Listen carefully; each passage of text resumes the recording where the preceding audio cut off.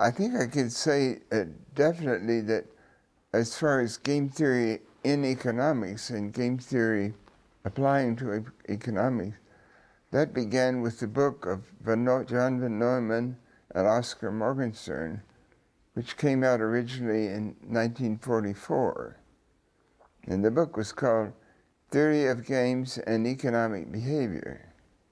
Of course, at the present time, there is an important journal in game theory, which is the Journal of Games and Economic Behavior, which reflects the same words. But game theory is applied more widely than economics, like games of entertainment, games in war, games that may be like war games. Example of games that are like war games are chess and Go. And chess has reached a level so that the computers are very effective in play. IBM built a computer that was able to beat the world champion human chess player.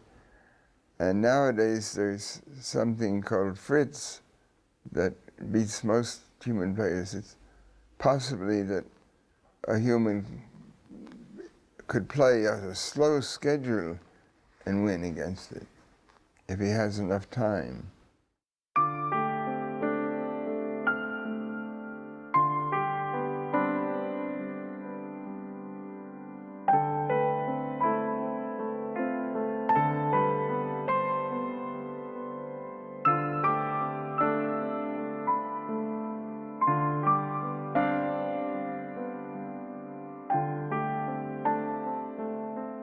Nel XX secolo si sviluppa una disciplina matematica fortemente innovativa, che ha lo scopo di analizzare situazioni di conflitto tramite lo studio delle interazioni strategiche tra più individui, la teoria dei giochi.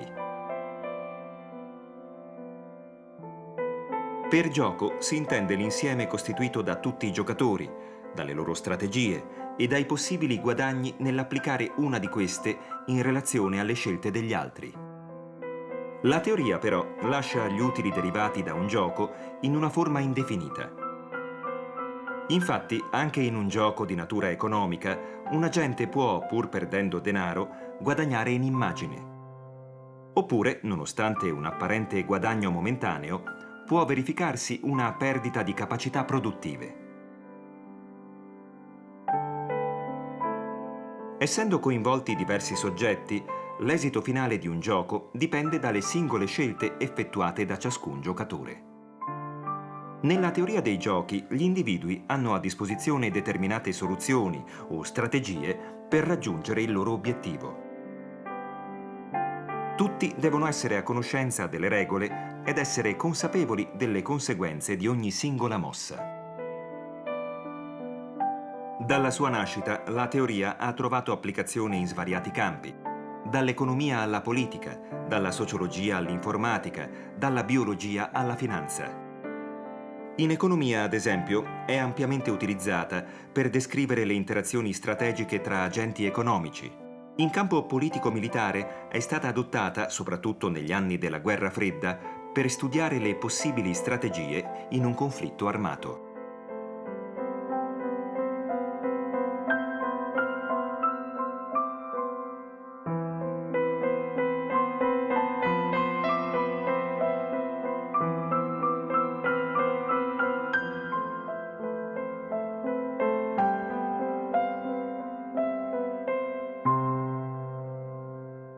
If you trace the origins of game theory back, it seems to go back further in France.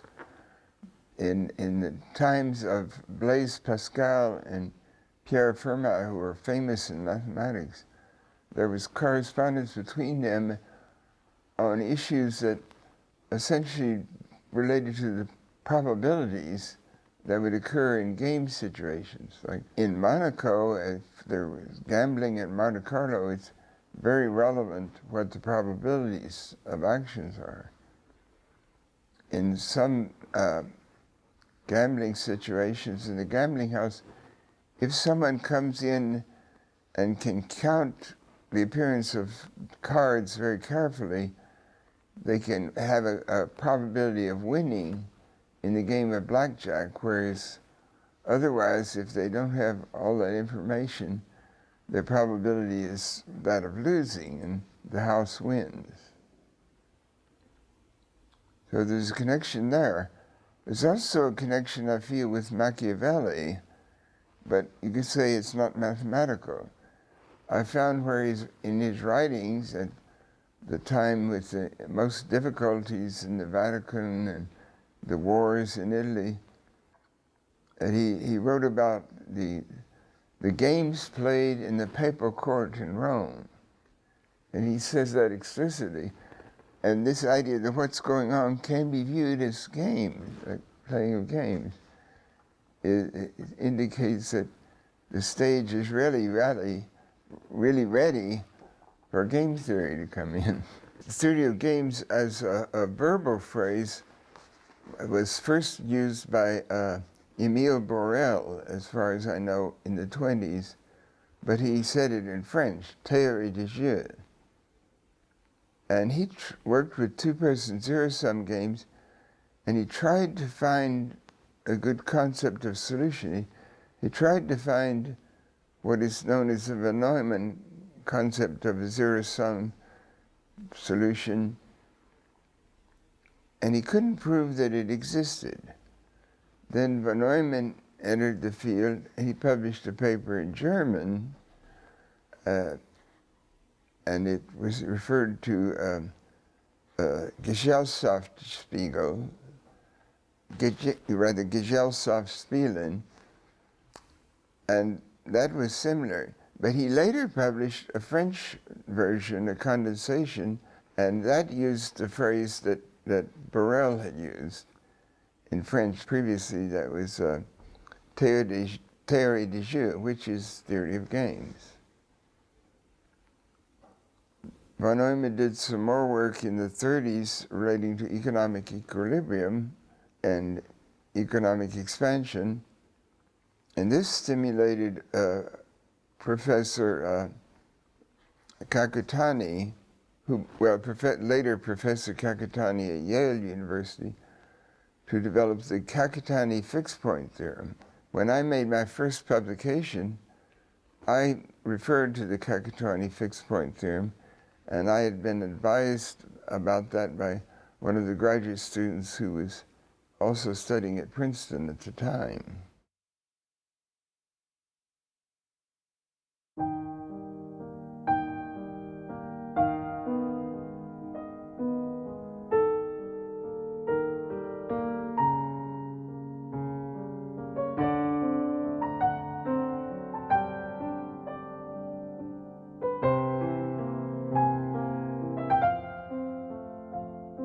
Nel panorama della teoria dei giochi vengono presi in considerazione giochi che appartengono a diverse categorie. Ma alla base di tutto vi è il principio di razionalità, cioè che il soggetto coinvolto si comporti in modo tale da scegliere la strategia utile per massimizzare il proprio guadagno. In presenza di giocatori irrazionali, infatti, non sarebbe possibile giungere a soluzioni inquadrabili in un modello matematico. Una prima categoria è quella dei giochi a somma zero, in cui ciò che è guadagnato da un contendente è necessariamente perso dall'altro. Nel gioco del calcio, ad esempio, una squadra vince mentre l'altra perde, altrimenti si giunge al pareggio. Nei giochi a somma variabile è prevista invece anche la possibilità di un guadagno per entrambi i giocatori. Una distinzione importante va fatta tra giochi cooperativi e non cooperativi. Un gioco è cooperativo quando i contendenti possono accordarsi preventivamente circa la strategia da adottare, in modo tale da ottenere entrambi il massimo guadagno. Esempi si possono trovare nei campi che prevedono l'interazione umana, come l'economia o la pianificazione strategica. Nel caso di giochi non cooperativi, i partecipanti devono scegliere autonomamente la propria strategia di gioco, come avviene in borsa nel trading giornaliero. A questa categoria risponde la soluzione data da John Nash con il suo equilibrio. Esistono inoltre giochi ripetuti o non ripetuti, finiti o infiniti, a seconda che il tempo di svolgimento sia determinato o meno. Se i giocatori decidono le proprie mosse in contemporanea, come avviene ad esempio in un'asta, si parla di giochi simultanei. Se invece, come avviene nella dama o nei giochi di carte, le mosse di un giocatore seguono quelle dell'altro, si parla di giochi sequenziali. Infine, un gioco può essere a informazione perfetta, se in ogni momento si conosce con certezza la storia delle giocate precedenti, come avviene negli scacchi, nella dama o nell'antico gioco del Go. Se al contrario le giocate dell'avversario sono tenute segrete, come a briscola o a scopa, si parla di gioco a informazione imperfetta.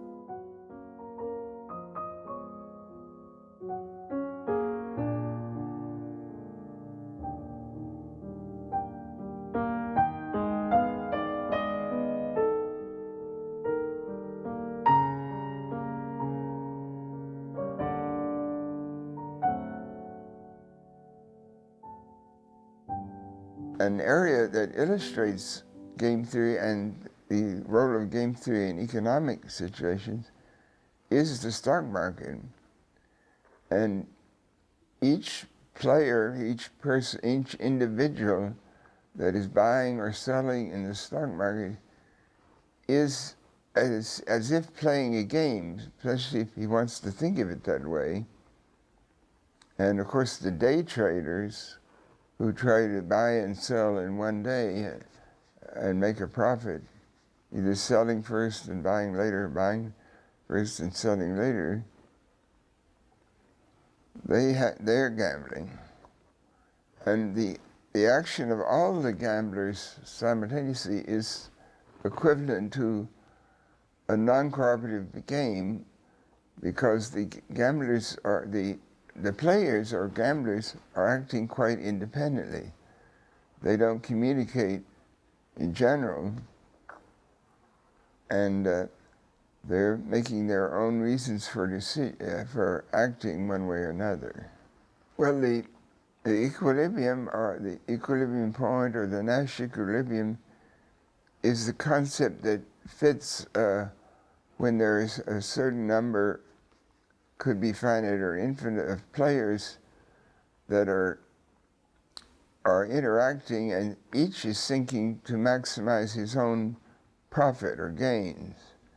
And the equilibrium may be obtained, and if it is obtained, it may be something that can be calculated. But of course, with the stock market, things change from day to day. You would think that it doesn't reach stability, so it doesn't settle down to an equilibrium.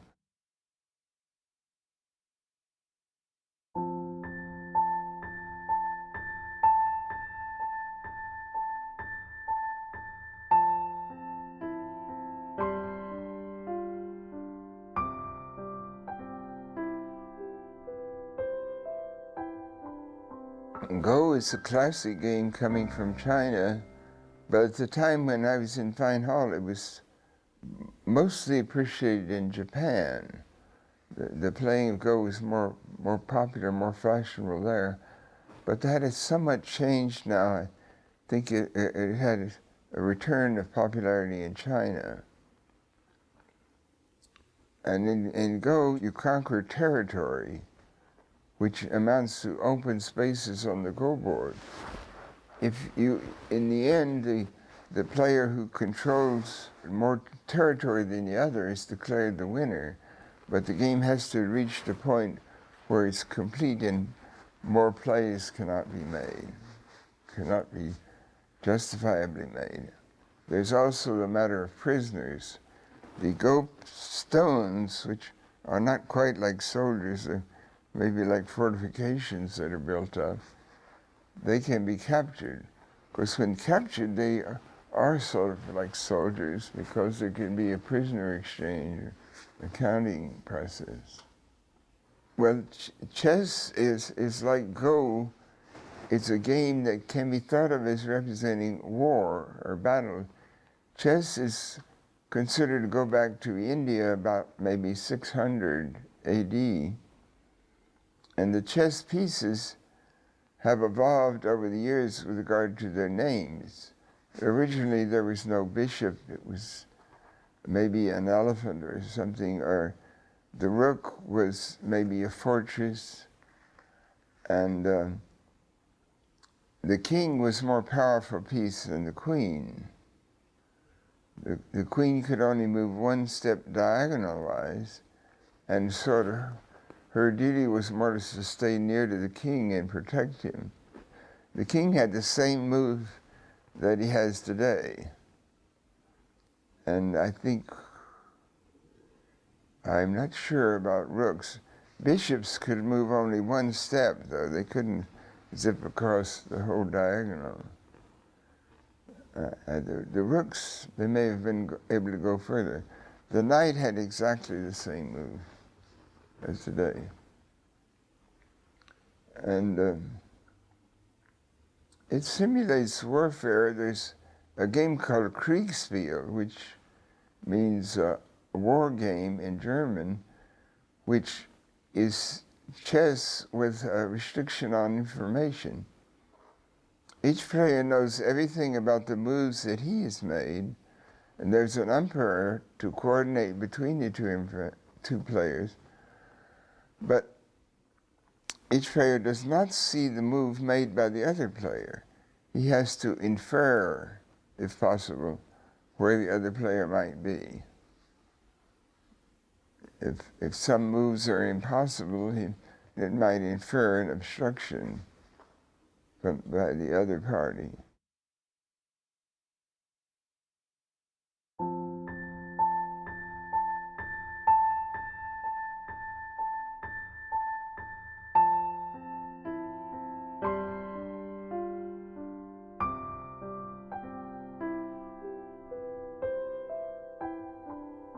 Of course, historically, there was a center that was set up around the 50s or before, the Rand Corporation, and that was financed and supported by the Air Force. And it was used to study some Cold War game theory. I visited there only at a relatively early time in the 50s, when I had also been a graduate student in Princeton.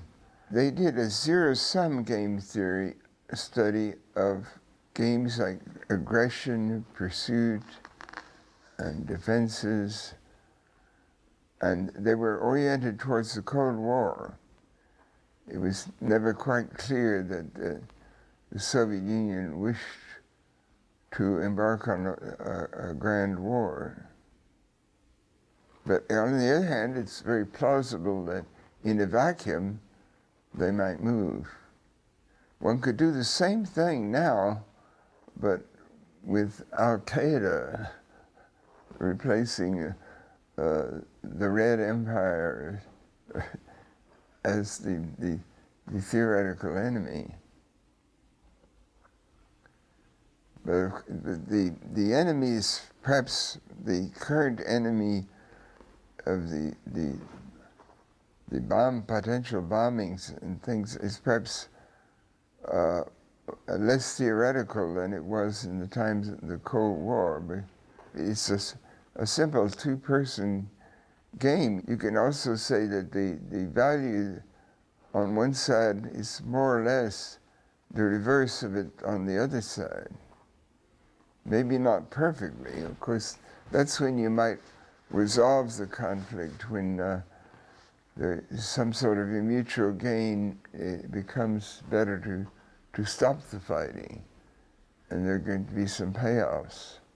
Than simply a war game against the Taliban. See, the game-like aspect of terrorism, of dealing with terrorism, is like a test you might have in airport security. For example, that you might make the security heavier at one place and lighter at another place, and then shift that around. And of course, when you make the security heavier, then there's a big economic cost of the slowdown of travel and that sort of thing. On the other hand, the other side may be trying to sneak something through to achieve something where security will be light. But if they don't know where that is, there's the mixed strategy effect. It may be possible to oppose them in a practically effective way. On the other hand, they would be trying to optimize from their point of view.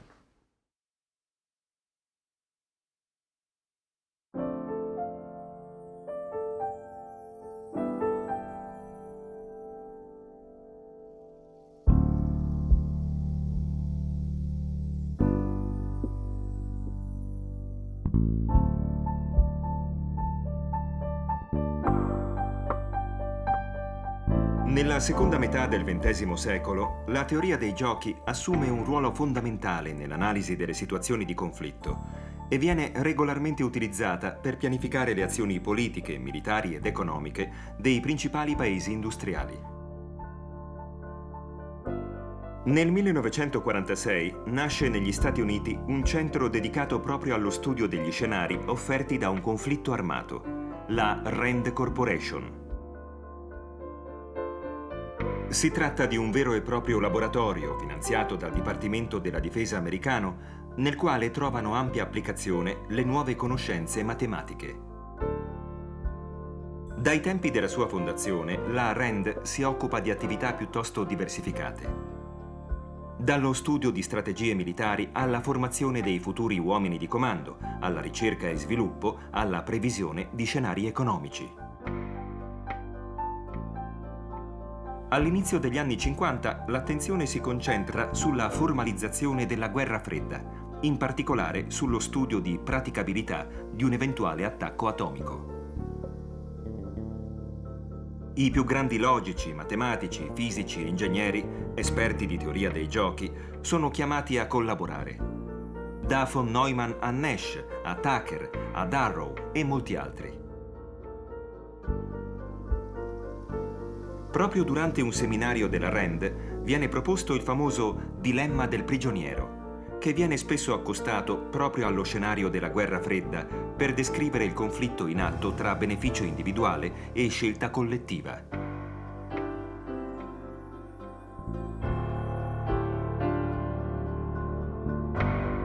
Il contributo di questi scienziati fa sì che la RAND si affermi come un'organizzazione altamente specialistica. In essa si sviluppano teorie che trovano applicazione anche nelle scienze economiche e sociali.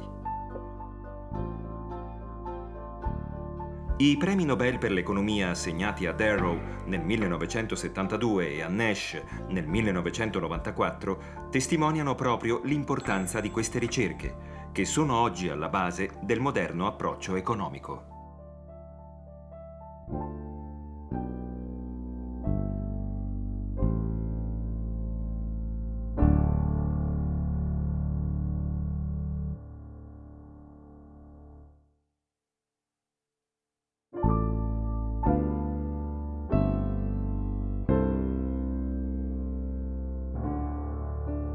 Usually, there's a winner and a loser in war. And the treaty may end the thing, but there's a winning side and a losing side. Of course, the winner doesn't necessarily take very much. It depends on how things go. And see, in World War I, Germany was definitely a loser. And I guess Germany was more of a loser than Austria, effectively. I'm not sure what happened in the Balkans where it started.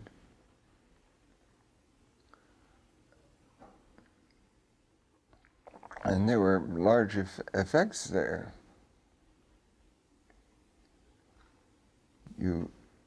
Sometimes a settlement may come earlier, and then there are smaller changes. There's a lot of history It's sort of like lawsuits. If you have a lawsuit, before the parties go to court, they can negotiate and compromise. They can strike a deal. But when they go to court, they start in that form. Then it's like a road sign advertises near here that going to court is hardball. This is a sign for a law firm. So then the battle is on, and there's typically, in civil legal, there's typically winner and loser. And the win may be more or less extreme, but typically it's like that.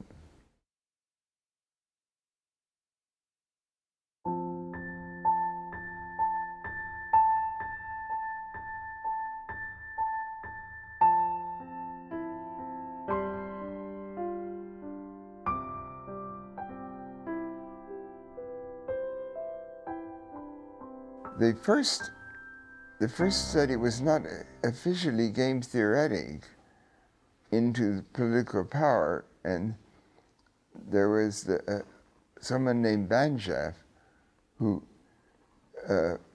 created the Banjaf Index. That was Banzhaf. He was a lawyer. I guess he still is a lawyer. And that measured political power, how much the power of one group of senators or congressmen, the congressman of one state or of another state. And he had a numerical measure. It wasn't explicitly game theory, but he had an argument. It was something that could be mathematically calculated. It related more or less to the probability of being on a winning coalition as estimated in a certain way. But later on, Lloyd Shapley and Martin Shubik got into the game with something called the Shapley-Shubik Index, which is derived from something earlier developed in the 50s, was the Shapley value. Shapley discovered a very elegant way of relating a set of numbers to a game of any number of players. It's an in-person game. If the game had a description of the type used by von Neumann and Morgenstern for games, a description with characteristic function determining winning and losing coalitions, and the utility realizable by a coalition under various circumstances, if winning or standing alone, then this could be applied to voting things, and it was applied in such a way that there was simply determined that coalitions which could win a vote were given the value 1, and coalitions which could not by themselves win a vote were given the value 0. The Shapley value proceeded with any game if described in this manner and gave a set of numbers. And these numbers would add up to the value of the grand coalition, and there'd be a number for each player. Each player, and this is more or less how they could be expected to gain payoffs in the interaction of the game, or sort of an average payoff, if it resolved in some way. It's a beautiful concept, and it worked out very nicely in terms of axioms, and it could be derived axiomatically, like some of my concepts. But the question of what really happens in cooperation is not settled yet, and I'm studying that myself. Another approach led to something called the nucleolus, and that derived from a person named Maschler, is the nucleolus, and that has been generalized and modified and varied, but it's a good concept for predicting the worthiness of a game situation where there is full possibility of cooperation and maneuvering to each of the players.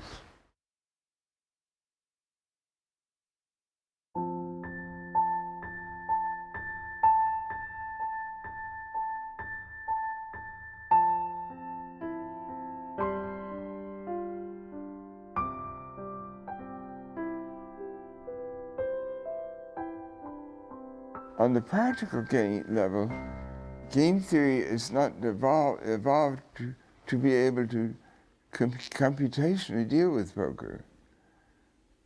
Or myself with Lloyd Shapley were able to deal with something where there were very limited possibilities. It would soon be terminated. It didn't go on and on. And one could do that. You look for an equilibrium, but it's sort of questionable whether in a fully game of poker the players would be behaving near an equilibrium, because that would be reasonable to do if they had learned enough about it, if the equilibrium had developed. But they might be more like in a learning position.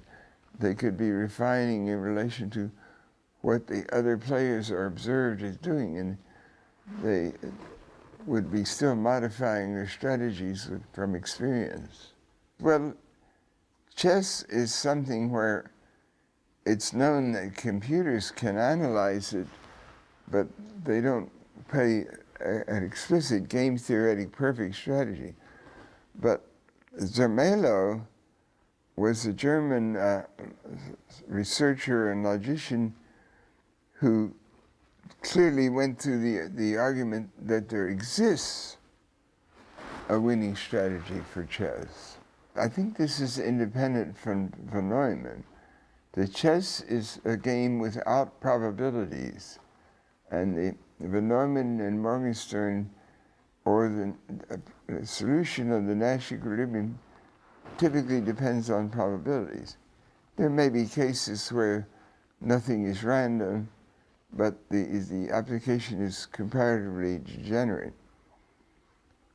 In chess, though, it is a game, and then there can be the question of optimal strategies not involving probabilities. And the argument he carried out that there is something like that, but it isn't quite known that chess is a win for white. It could even be a win for black.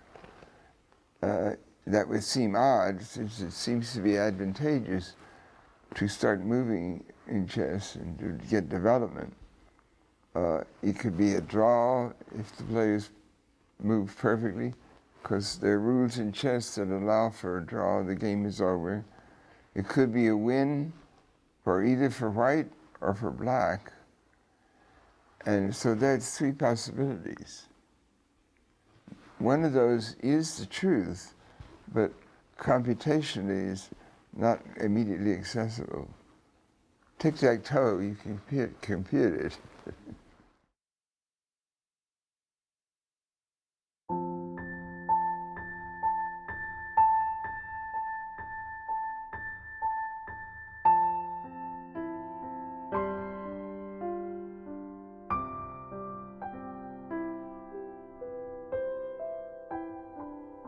He must have done some other things, which I'm not too well advised about. But it was later in his life he got interested in the game theoretic studies. And that could be considered as following up on earlier studies by Pascal and Fermat relating to probability. Von Neumann's work in game theory started out contemporaneous, more or less, with Borel, a little after. But Borel was a much older person, he was like a generation older. And this von Neumann was very young at that time, and he was conducting a seminar in Göttingen and then publishing as a result of that. And he had some further interaction in the 30s when he was already in Princeton.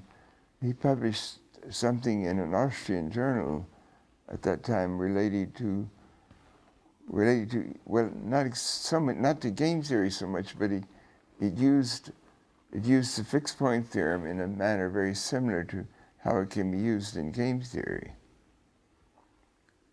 And then later he got into work with Morgenstern. So they have produced theory of games and economic behavior. And I don't know how much could have been the influence of Morgenstern. He must have had some influence. He may have encouraged the idea of making a big emphasis on economics. When the book came out, reviewers initially appreciated this idea of game theory and economics very greatly. There were glowing reviews. But what happened as time passed, there seemed to be very little. Game theory developed on other lines. But later on, it came back, and it's now very popular in game theory, also management science.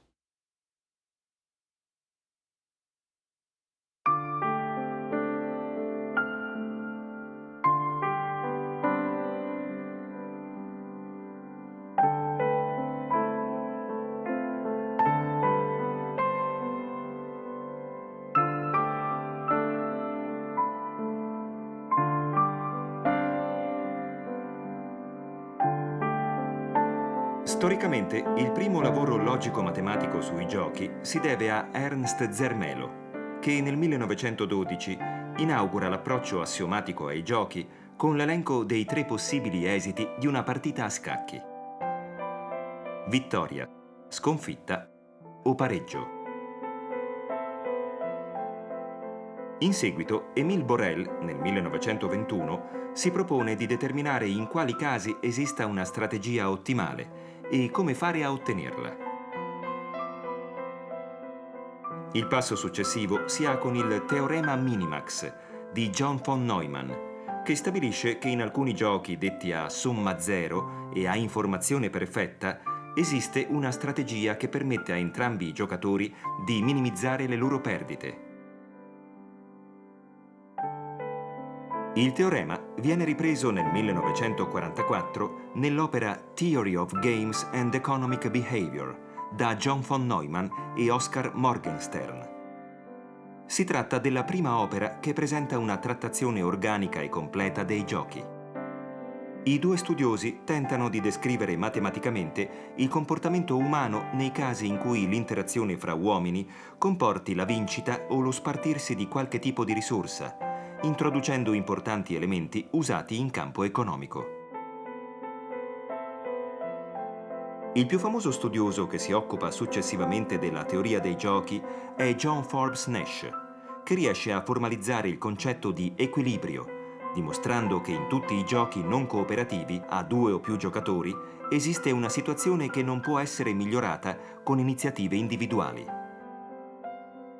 L'applicazione di questo concetto in campo economico vale a Nash il premio Nobel per l'economia nel 1994.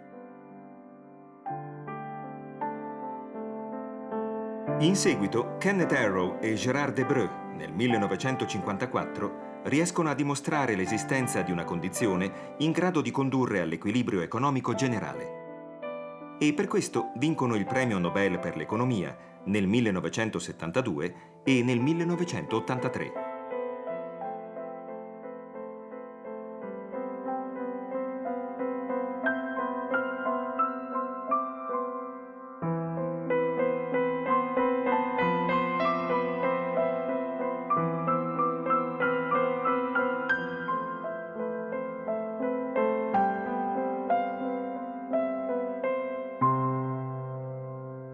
A zero-sum game is a game where, in terms of payoff function, there is one payoff function, or player one's payoff could be described with that, and player two's payoff is minus that of player one. The game is strictly competitive, like chess. One player wins, the other loses. Or one player draws, the other gets a draw. So you just have to count win is +1 and loss is -1. If they're not, then you have a psychology situation. Well, von Neumann proved that there are optimal strategies when you take into account probabilities and mixed strategies. A person may have a finite number of actual actions that it could take in the game or at a move in an extended game. But if he is allowed to decide on certain probabilities, that will be how likely he does one of those things. That is a mixed strategy. And this can be good against an opponent. This is a thing that could be used in the Cold War basis. You put your heaviest defense here, or a lighter defense there, and you do that secretly. Or you decide on certain possible landing places for D-Day, and then you decide on probabilities of that, and then you do some randomness to determine where you do actually land. And you hope that the Germans will be necessarily confused by that.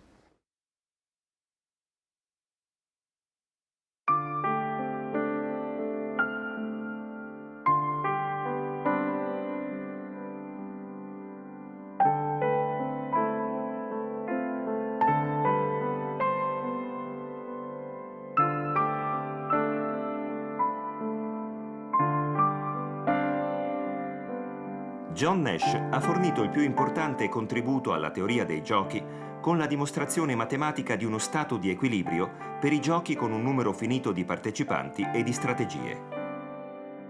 Formulato nel 1949 per i giochi non cooperativi, il teorema enuncia che è possibile raggiungere una situazione nella quale tutti ottengono il miglior risultato possibile.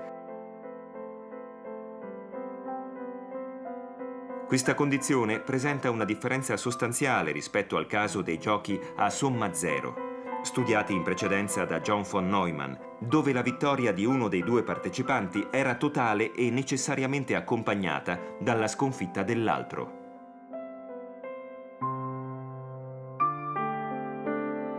Nei giochi non cooperativi è infatti possibile raggiungere una situazione nella quale tutti ottengono il miglior risultato possibile.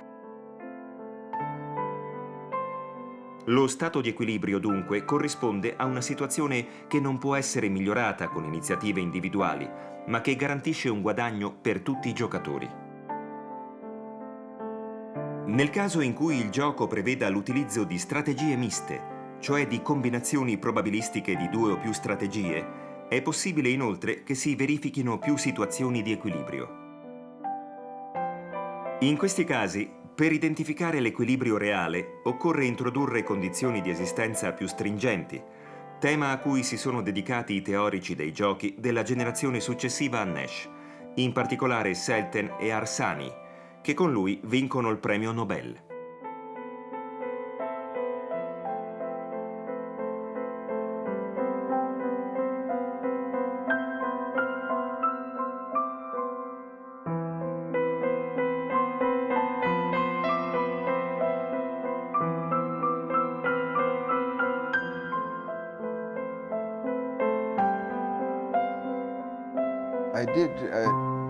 Initially the Nash equilibrium is quite similar to the von Neumann solution, but the game does not have to be a zero-sum game.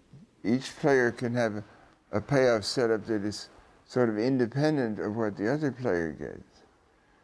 Then, if there are mixed strategies and players choose probabilities to describe a mixed strategy, then there will still be a pair of mixed strategies that have positions somewhat like the optimal strategies in the von Neumann and more concerned von Neumann minimax solution, and it dates to an earlier time. But so that each player's strategy, equilibrium strategy, then has the effect that if it is assumed that he is using that strategy, then the other player cannot improve on his strategy. He cannot get a higher expected payoff by choosing his plays differently. And they're both in that position. There is equilibrium. But it follows also immediately that if the game is a zero-sum game, it could be then that these equilibrium strategies are the minimax strategies of von Neumann. So it is just a direct generalization, but it could also apply to any number of players, which of course the zero-sum von Neumann-Morgenstern's optimal strategies does not imply in that way. The players can be operating entirely separately. They can be like three different speculators interacting in the stock market. In relation to the Nobel Prize, of course, the citation did go to the non-cooperative game theory and the equilibrium. But I do think the fact that I had published 3 articles in Econometrica at the time of my early game theory work, I think this was very important also in effectively getting me over the threshold.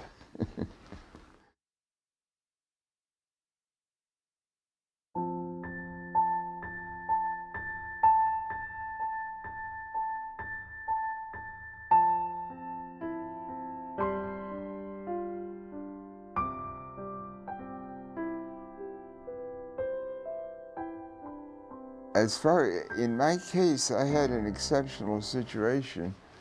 I had been mentally disturbed, and there was some question of whether I was fully sane at the time and whether I could properly receive this. One thing about a Nobel Prize is that you cannot receive it posthumously. So if a person had a dead mind, maybe he shouldn't get a Nobel Prize, even if it had been brilliant at some earlier time. So, well, I heard some rumors about it, so I was advised to expect something on this Monday. The Economics Prize is announced after most of the prizes, I think. Maybe only peace is announced later. So I heard the rumor, but I don't think there were rumors about the co-winners.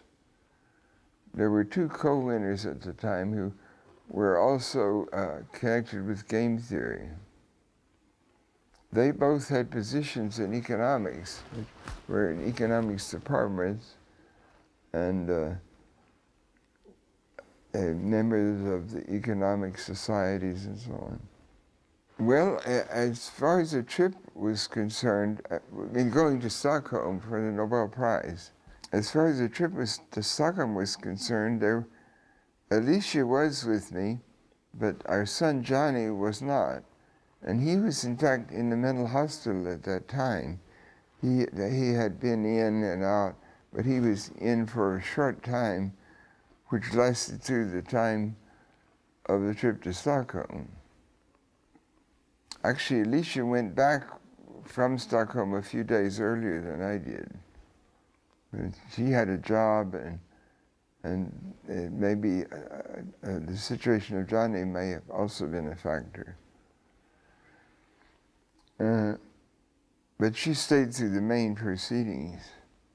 And there was, one thing was atypical in my situation. I didn't give a lecture about my work, but other persons gave a lecture about my work, but they just wanted to do that. And Harold Kuhn was involved in that, and the other co-winners also participated. Well, in the movie that is a movie called A Beautiful Mind, there is a scene about Stockholm, but it's very false, and that is very much not what occurs. There is an auditorium and there are proceedings, but the movie made it appear as if the king was sitting in the auditorium and the audience in his favorite seat. The king is on stage, and the people who are getting awards or prizes are not talking, and they're not talking about what they have done or anything. They have nothing to say except to say thank you to the king. they stand up at the right time, they move forward. Someone else talks about their work and why they cite it, but this is in Swedish. You can get a written thing to read a translation of it. Well, that is, I don't think I can really describe that. Of course, you don't have bad emotions. Emotion is not time for feeling bad. The dinner that they have in the City Hall buildings, a very ceremonial dinner afterwards, the actual laureates of the year are seated on a central table with the king and the queen. They may be seated very near the king and queen or maybe further away. And there's some noble Swedish persons, high government or state, maybe diplomats. And then there are tables on the sides which may be former laureates or other distinguished people who are one way or another are there. I guess a laureate could go back any later year if he just wanted to go for this part of the ceremony and to be in the audience for the awards. And then this dinner leads to a night where you meet the king and queen again, and there's a short conversation.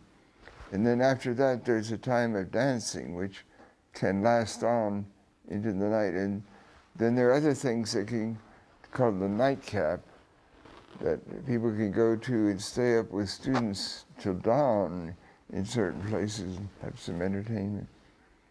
I felt too old to go for the nightcap, and I am older now. But then the next day, there's a dinner at the Royal Palace. This is an important event. That's the second form of event, traditional. Oh, who else won with me in game theory? That was 1994. Yeah. John C. Harsanyi, who has since died, and Reinhard Zelten.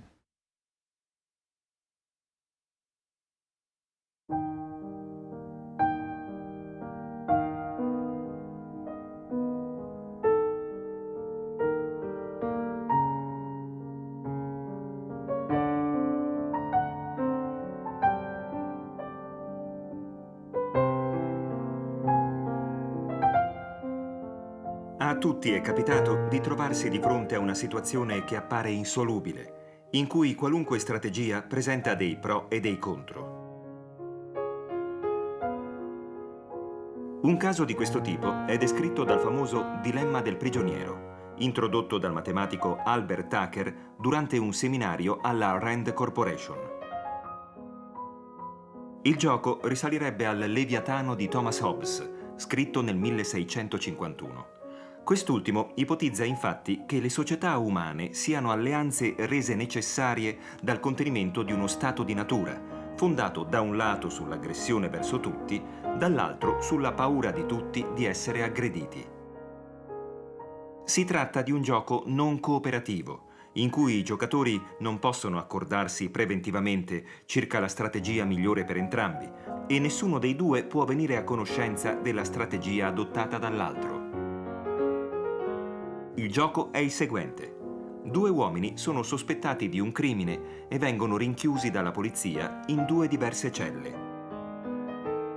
Non avendo sufficienti prove per provare la loro colpevolezza, la polizia interroga entrambi e offre loro 3 prospettive. Se solo uno dei due confessa, chi non ha confessato dovrà scontare 10 anni di carcere mentre l'altro sarà libero.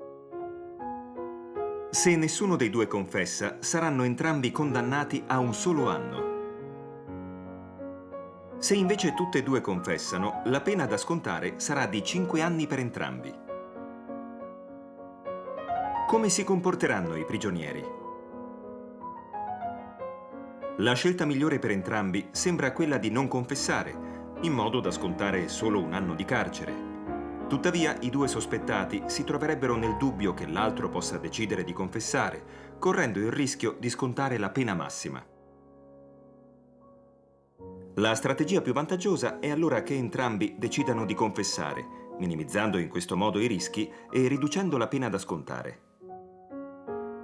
Questa soluzione permette di raggiungere l'equilibrio di Nash. Si tratta però di un equilibrio non razionale, perché sarebbe interesse comune scegliere di non confessare, ricevendo un solo anno di carcere. L'assioma di razionalità alla base della teoria dei giochi sembra in questo caso fallire, perché viene prescritta un'azione che porta meno benefici ai giocatori, cioè 5 anni di carcere rispetto a 1. Solo cambiando le regole in modo che i due prigionieri possano accordarsi sulla strategia da adottare, si potrebbe arrivare alla soluzione ottimale per entrambi.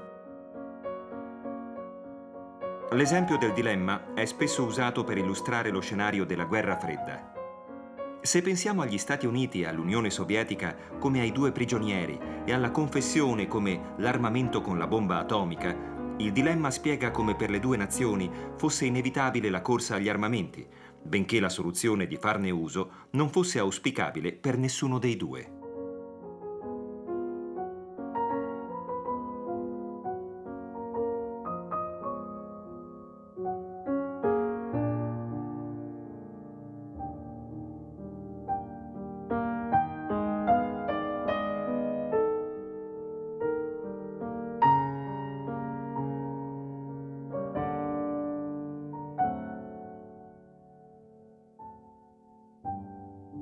Well, repeated games or evolutionary games have been a natural concept from the beginning, but have not always been explicitly studied to such a great extent. This was mentioned in the citation for Robert Aumann, his work on repeated games. Actually, the example called the prisoner's dilemma goes back to a very early, it was invented by my thesis advisor, and it involves the non-cooperative game and equilibrium in my theory. And the paradox of what happens if you consider a repeated game where it appears to be natural for the players to play in a non-equilibrium fashion, or at least a way different from what the Nash equilibrium would apply for a single game. But this can also be related to evolution in nature. Organisms that might simply compete in nature, if they have to live together and exist over a long period of time, they may learn to cooperate in some manner. There are good examples that can be found in nature of that. And I am doing some current work that relates to repeated games and the evolution of cooperation. It's something I call the method of agents. So I've published something about that, but there's more to do.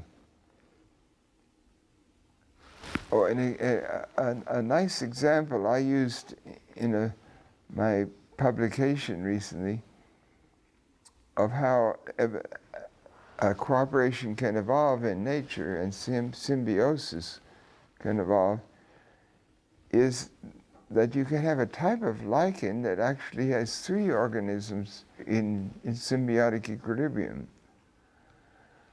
One of them is a fungus, which has these long, it transports water and it holds things together. It provides the backbone and the geometrical structure of lichen.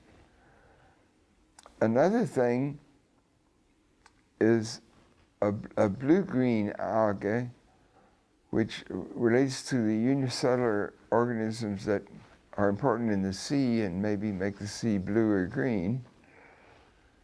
And these have the property of they can use solar energy, they can develop, produce compounds, organic materials through solar energy, and they also can fix nitrogen from the atmosphere. So that proteins can be made, not just carbohydrates and fats. This lichen may have another type of an algae with a non-blue-green algae, but another general type of algae which may be more efficient in using solar energy just for photosynthesis. The nitrogen fixation thing is not a matter of photosynthesis. These lichens do exist, and it's a question of what is actually going on so that these three different life forms are in symbiotic equilibrium.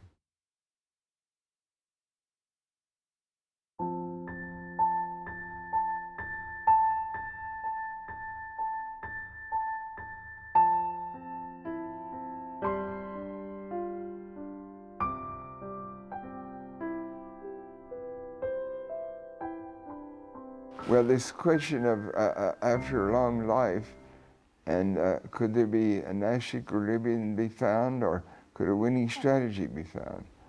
Well, the long life suggests the common human idea, the dream of immortality. And an equilibrium for things not to be changing, that would imply immortality.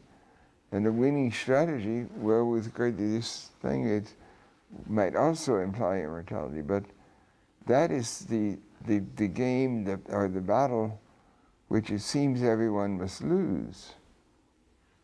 The battle to stay immortal, to be immortal, to never die. If you accept the lost situation, you can adjust to it. Maybe there's an afterlife or reincarnation.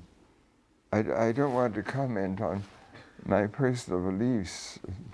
In mathematics, to be a mathematician is intellectually stimulating, and one could learn much more than one learns. I mean, nobody's pretty clear that there's no mathematician who knows it all now, just all the stuff that's been published in journals. There are specialties. And it's like science also. I think of myself as a scientist as well as a mathematician. But of course I can't be up on everything. I can know a moderate amount.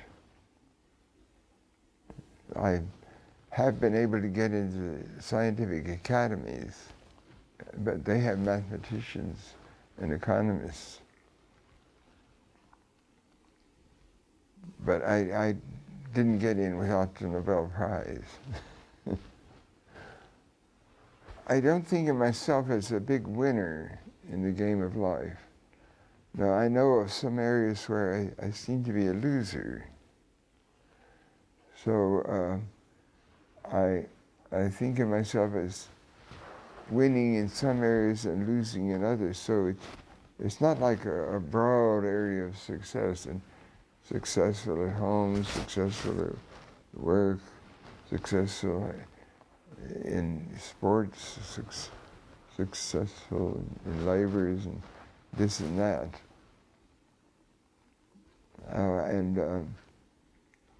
I think, well, one has to be philosophical to feel happy, and one isn't simply a winner. Well, I am philosophical. I mean, to be satisfied is something else, logically. You could say, if a person in a hotel, someone comes by and says, "Are you perfectly satisfied with this hotel?" Well, you know, this is a 4-star hotel. I am not totally satisfied because there are 5-star hotels. But it's not bad. Well, maybe only a 3. Sometimes 3 is the top rating. And an illness might make a life less monotonous. That is, a person who has sometimes of illness and sometimes of good health might seem to have a more interesting life than otherwise.